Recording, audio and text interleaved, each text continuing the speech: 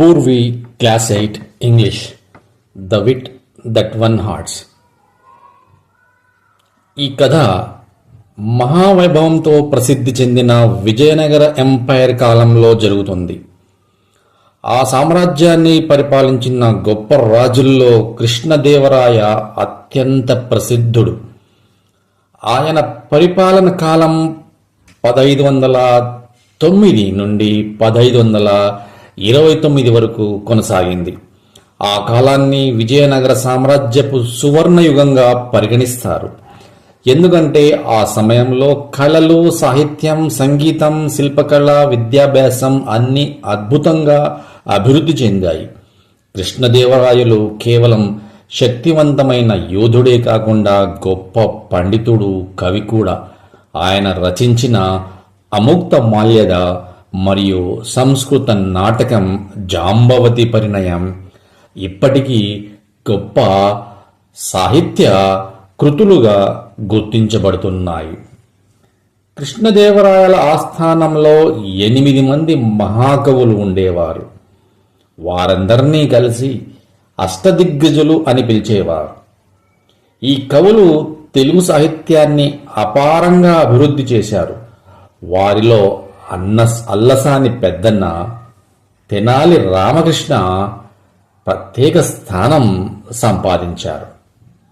ఈ కథలో మనము తెనాలి రామకృష్ణ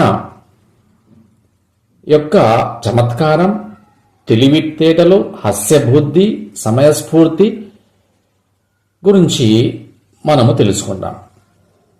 కష్టమైన సమస్యలను కూడా తెలివిగా పరిష్కరించడంలో తెనాలి రామకృష్ణనుకి సమానం ఎవరూ ఉండేవారు కాదు.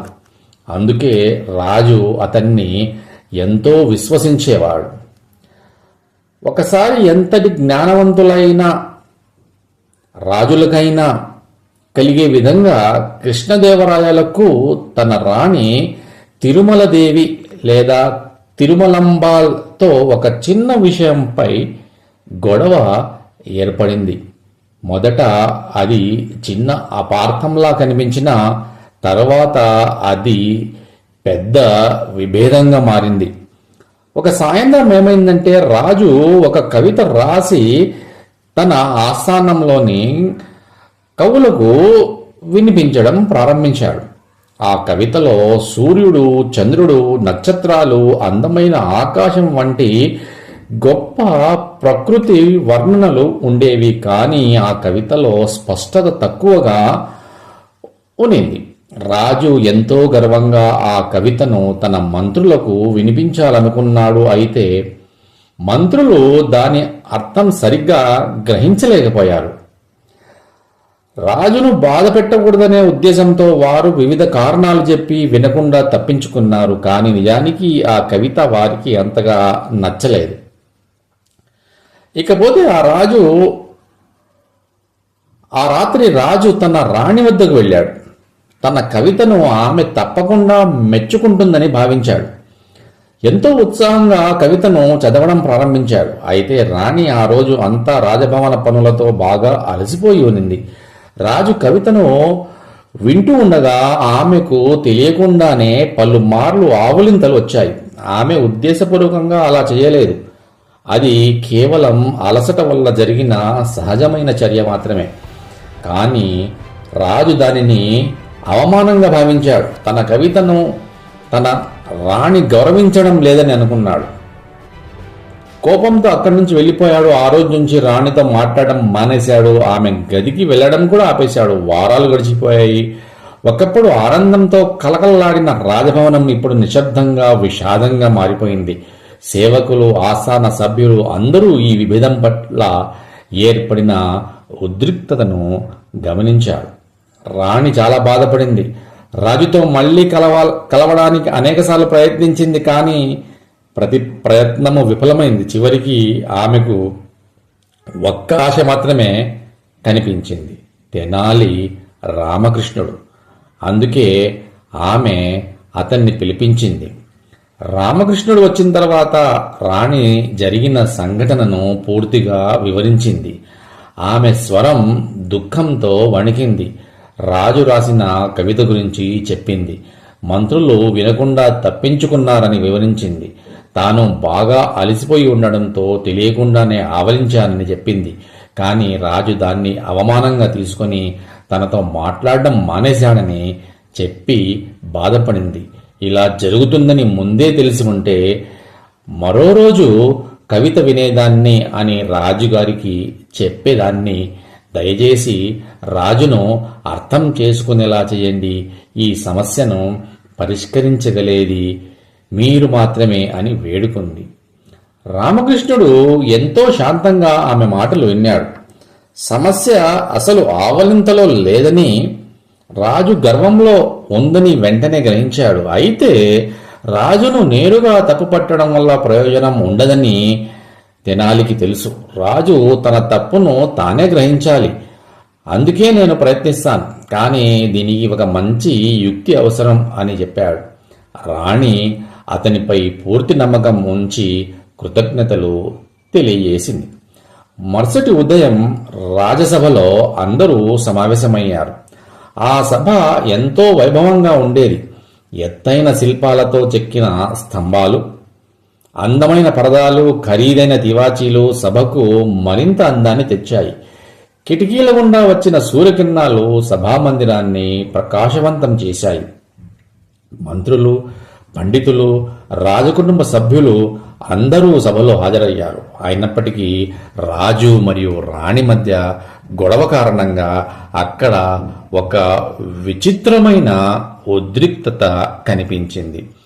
ఆ రోజు చర్చ విషయం ఏంటంటే వరి సాగును ఎలా మెరుగుపరచాలి.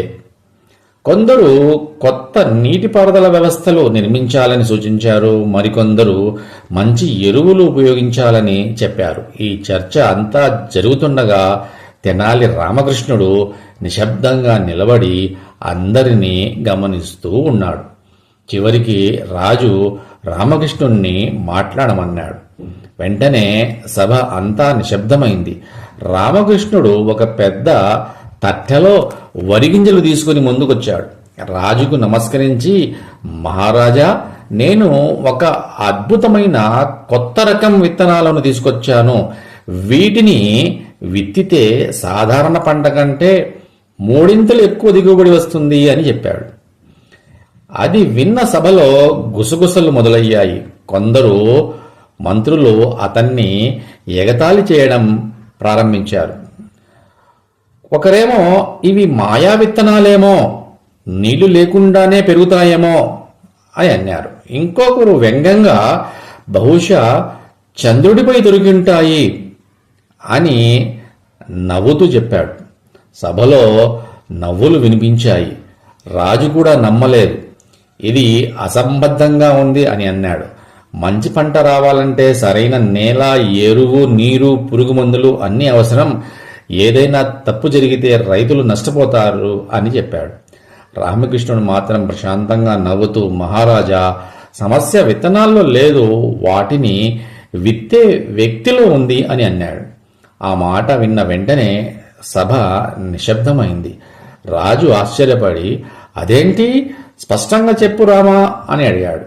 రామకృష్ణుడు సభలోని వారిని ఒక్కసారి చూసి, విత్తనాలు ఎంత మంచివైనా వాటిని జాగ్రత్తగా చల్లకపోతే మంచి పంట రాదు. ఒకవేళ విత్తనాలు చల్లే వ్యక్తికి ఆవలించే అలవాటు ఉంటే అతను సరిగా చల్లలేడు కదా అని అన్నాడు. అది విన్న వెంటనే సభ అంతా గట్టిగా నవ్వింది. ఆ సమయంలో రాజుకే అనుకోకుండా ఆవలింత వచ్చింది. రామకృష్ణుడు అదే అవకాశంగా తీసుకొని, మహారాజా, ఈ ప్రపంచంలో ఆవలించని మనిషి ఎవరైనా ఉన్నారా? అది ఊపిరి పీల్చుకోవడం లాగే సహజమైన విషయం అని చెప్పాడు. ఆ మాటలు రాజు హృదయాన్ని తాకాయి. వెంటనే అతనికి రాణితో జరిగిన సంఘటన గుర్తుకు వచ్చింది.